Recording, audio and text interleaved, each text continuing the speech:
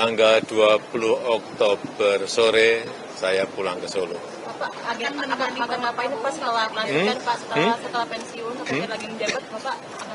Assalamualaikum warahmatullahi wabarakatuh. Sahabat BN, sampai hari ini belum juga ada tanda-tanda partai bentukan Anies Baswedan akan dideklarasikan dalam waktu dekat ini. Pengikut Anies atau pendukung Anies di seluruh Indonesia tentu tak sabar lagi. Kapan ini partai bentukan Anies ini akan dideklarasikan? Kapan lagi?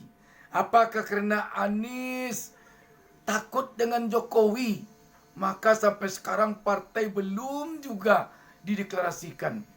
Belum juga ada terdengar bagaimana prosesnya dan sudah sampai di mana prosesnya belum juga. Sehingga kita mendengar sekarang ini ada bisik-bisik mungkin proses partai ini pembentukannya dirahasiakan benar. Takut nanti dijegal lagi. Karena sekarang ini Jokowi masih presiden. Makanya ada teman-teman yang sekarang ini menyeletuk bicaranya, Anies tak perlu lagi khawatir terhadap yang akan menjegal partainya. Presiden Jokowi begitu dia berhenti jadi presiden tanggal 20 Oktober 2024 besok ini, selesai pelantikan anaknya menjadi wapres, dia akan langsung ke Solo. Jadi Anies aman.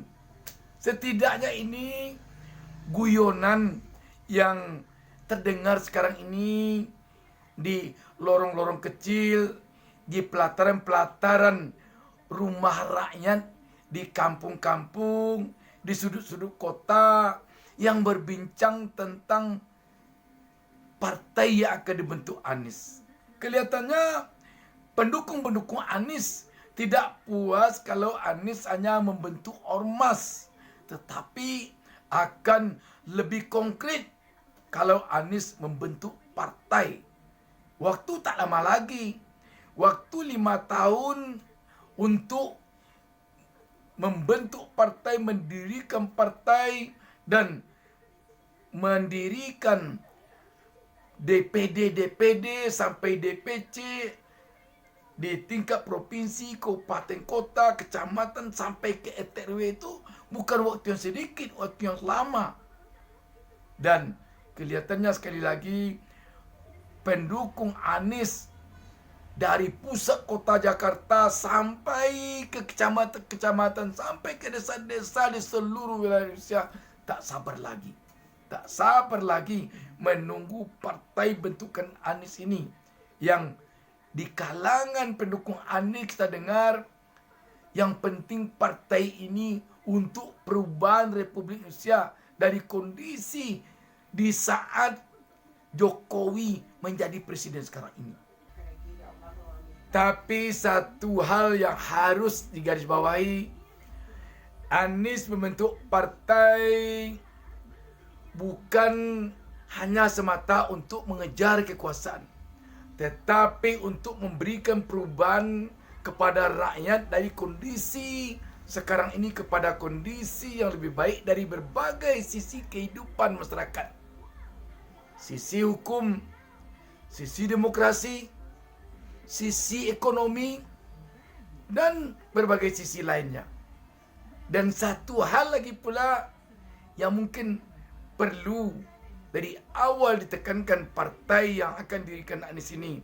Ketika nanti Allah memberikan amanah, jangan sekali-kali amanah itu dijadikan untuk menjegal orang-orang yang berseberangan, yang berbeda pendapat dengan kita yang berkuasa. Kalau itu dilakukan, biasanya roda berputar. Kalau kita menganiaya orang, kita akan teraniaya. Kalau kita menzalimi orang, kita akan dizalimi.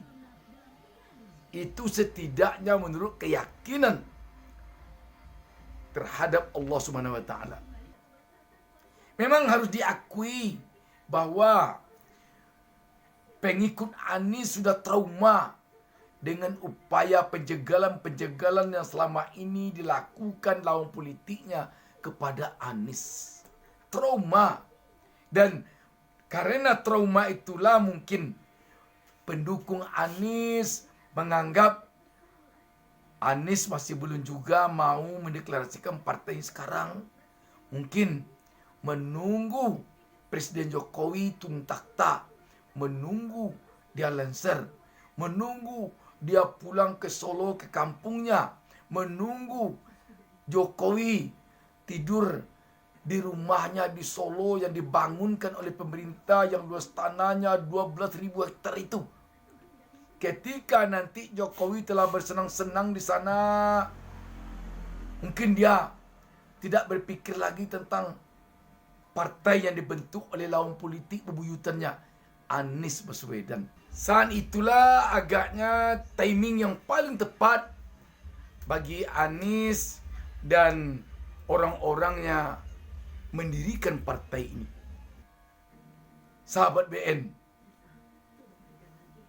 sekali lagi kita katakan Anies tidak perlu khawatir lagi kalau dia membentuk partai, terutama lewat tanggal 20 Oktober ini. Dia tidak perlu khawatir lagi akan ada penjagalan-penjagalan. Kalaupun ada nanti warisan penjegal ini, Anies tak perlu khawatir. Pendukung-pendukungnya akan pasang badan untuk Anies sukses mendirikan partai. Untuk Anies sukses mendirikan DPD, DPC partainya di seluruh Indonesia sampai ke yang paling bawah. Sahabat BN, kalau kita lihat pula kepada Anies, tentu tidak pula bisa kita menyesali Anies yang hingga hari ini belum juga partainya dia deklarasikan. Kenapa? Membentuk partai memang tidak bisa gegabah. Kalau salah-salah nanti, kalau dibentuk dengan kesusu atau dengan gegabah partai, jangan-jangan sama pula dengan pembentukan ibu kota negara kita yang baru, ibu kota Nusantara. Ibu kota Nusantara sampai sekarang masih saja bangsa ini khawatir kalau ibu kota negara di IKN itu nanti akan menjadi proyek mangkrak. Sebab sampai hari ini belum ada pernyataan resmi dari Prabowo bahwa dia begitu selesai dilantik nanti akan langsung tinggal di IKN. Belum ada sampai sekarang. Belum ada.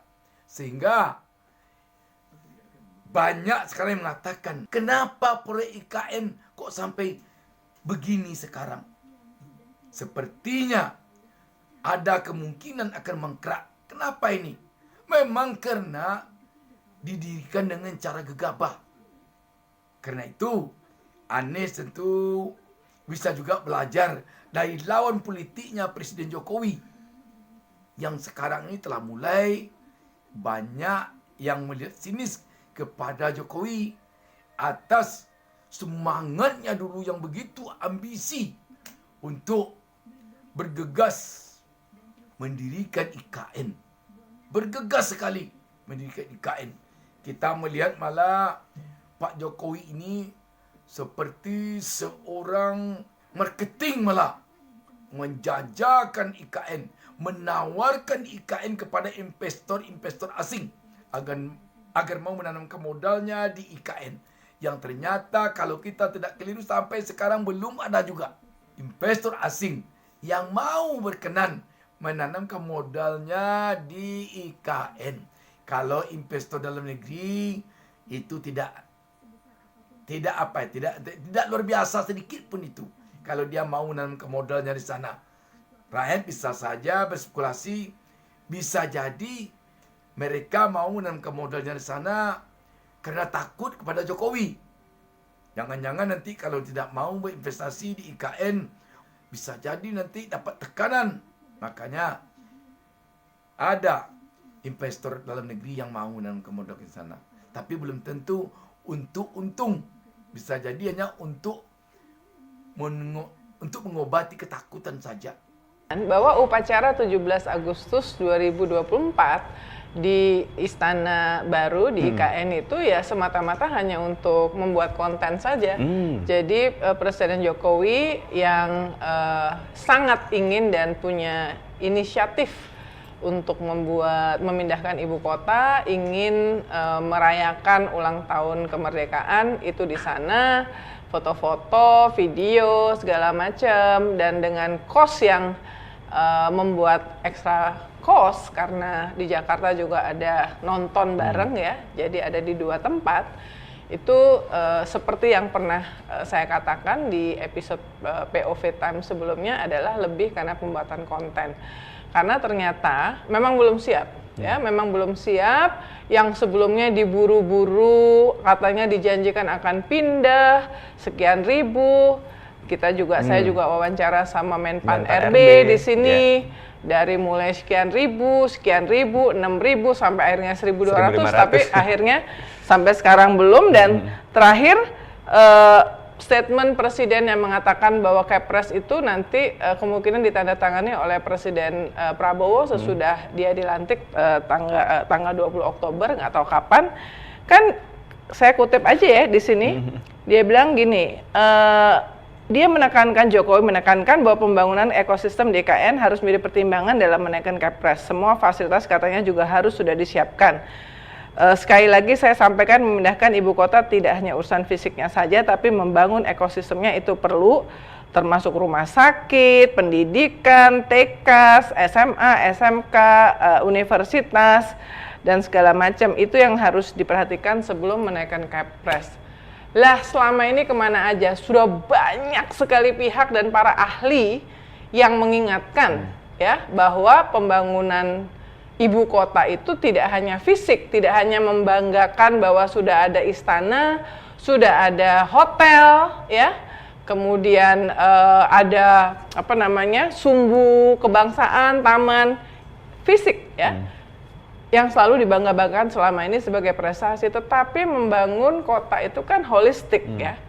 Nah ini yang juga sebetulnya sudah diingatkan bahkan oleh Kepala OIKN Pak Bambang Susantono yang akhirnya mundur ya, karena dia kan urban planner.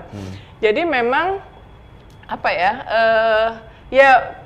kemunduran ini dan bahwa Kepresnya itu nanti ditandatangani oleh Presiden terpilih itu sekali lagi menunjukkan bahwa ya Presiden Jokowi menjilat air ludahnya sendiri.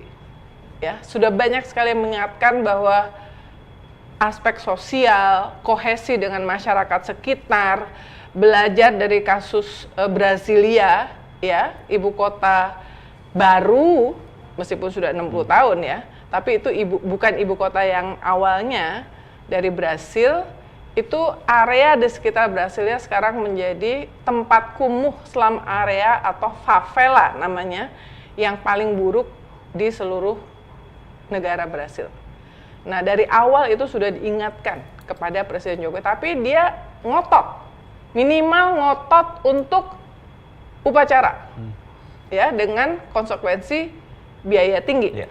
Ya, sekarang dia mau menunjukkan komitmennya misalnya dengan berkantor di IKN, katanya kan PJ Gubernur DKI Pak Heru yang notabene adalah anak buahnya Presiden Jokowi di istana mengatakan mau berkantor 40 hari terakhir. Tapi kita bikin artikel di bulan September aja itu hanya 5 hari Pak Jokowi itu berkantor di IKN karena ya dia tetap sibuk kesana kemari ya. Dan harusnya bisa dicek tuh berapa kos yang ekstra karena dia berkegiatan dari sana. Jadi kami di POV Times justru melihatnya harusnya Pak Jokowi ini tahu bahwa anggaran harus dihemat, sehingga janganlah di hari-hari terakhirnya itu justru membuat kegiatan-kegiatan yang justru menunjukkan pemborosan, karena itu berarti dia tidak berempati kepada masyarakat yang banyak sedang kesulitan. Kembali kepada partai bentukan Anies, sekali lagi, rakyat pendukung Anies khususnya, rakyat yang cinta perubahan khususnya, sangat mendambakan segera partai untuk perubahan ini dideklarasikan oleh Anies. Semoga secepatnya dan semoga secepatnya, minimal begitu Jokowi pulang ke Solo, langsung partai bentukan Anies ini dideklarasikan. Demikian, wassalamualaikum warahmatullahi wabarakatuh.